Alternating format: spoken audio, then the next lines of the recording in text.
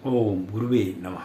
प्यारे हरिभक्तों, अब जो हम विषय ले रहे हैं ये बहुत ही सुंदर और जीवन में कई बार अगर आपसे व्यक्ति प्रश्न करेंगे तो आप उसका उत्तर दे सकेंगे।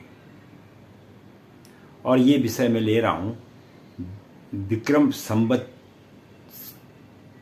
और विक्रमादित्य संवत्सर क्या है।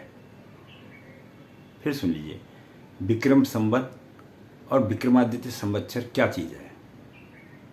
इसको जो है जब संकल्प वगैरह भी लिया जाता है तब भी इसका जो है बीच में स्मरण किया जाता है।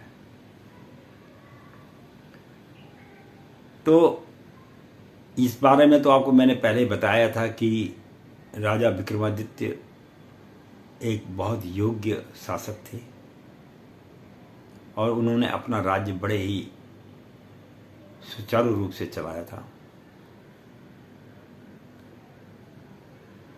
तो उनके राज्य में जो 9 रत्न थे,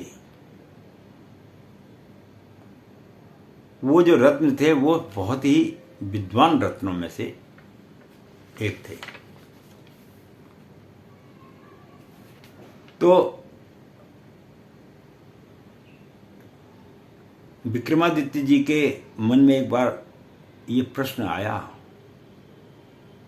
अब जब किसी चीज राजा की एक हट होती है, राज कहते हैं ना, राजहट, त्रिया हट, बाल हट और योग हट, ये 4 हट है। इसके विषय में मैं एक आपको वीडियो दूंगा कि ये क्यों उत्पन्न होती है।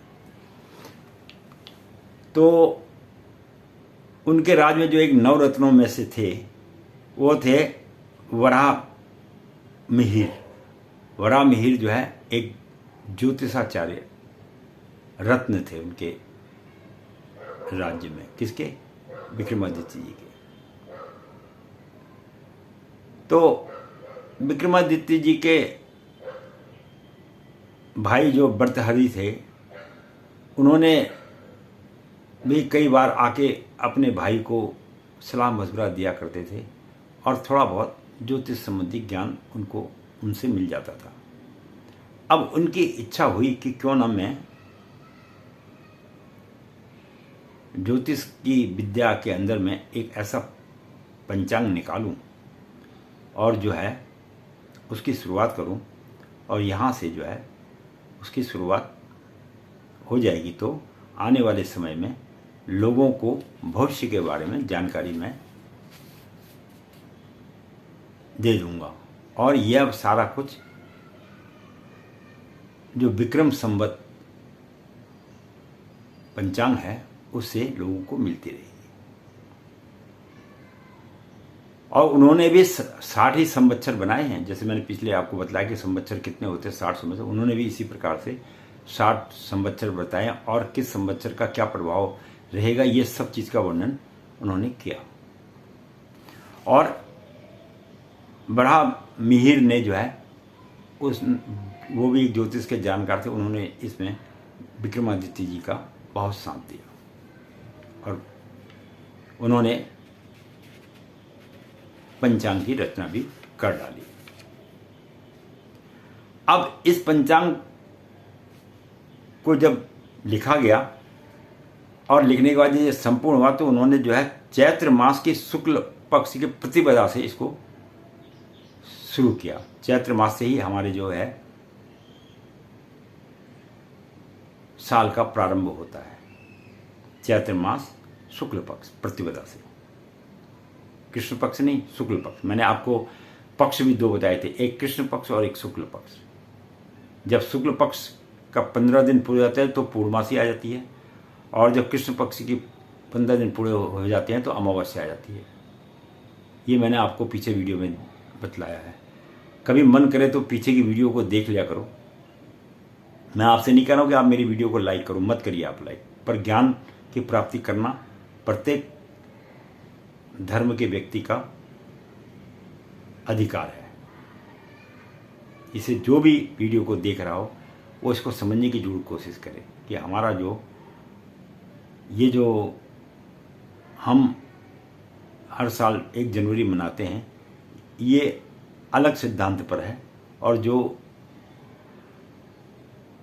विक्रम संवत के हिसाब से बनाते हैं वो अलग हिसाब से है। वो विक्रमादित्य जी के आधार पर वहाँ से उन्होंने जो है इसका निर्माण किया। अब उन्होंने जो है जब ये पंचांग बनाया तो उन्होंने इसको बनाया क्यों, इसके पीछे भी एक बहुत बड़ा कारण है क्यों बनाया। क्योंकि ज्योतिष तो वो भी जानते ही थे, विक्रमादित्य भी कोई कम बड़े ज्योतिषाचार्य तो नहीं थे, वो भी अच्छे ज्योतिषाचार्य थे। इस बात का शायद कुछ लोगों को मालूम है या नहीं है, मुझे नहीं मालूम। तो चंद्रमा और सौर नक्षत्र आदि का वर्णन भी उन्होंने इस पंचांग में किया हुआ है, जिसका उपयोग हम धार्मिक वगैरह ग्रहण वगैरह जो ये पढ़ते हैं इनमें इसका प्रयोग करते हैं।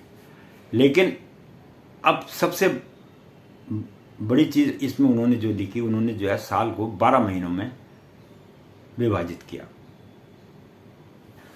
अब चंद्रवर्ष और सौर्य वर्ष 2 वर्ष होते हैं, एक चंद्रवर्ष होता है, एक सौर्य वर्ष है। इसके विषय में भी मैं आपको अगली वीडियो में बताऊं, क्योंकि फिर इसी एक ही विषय में उलझ जाएंगे तो फिर हम वहां से आगे बढ़ ही नहीं पाएंगे।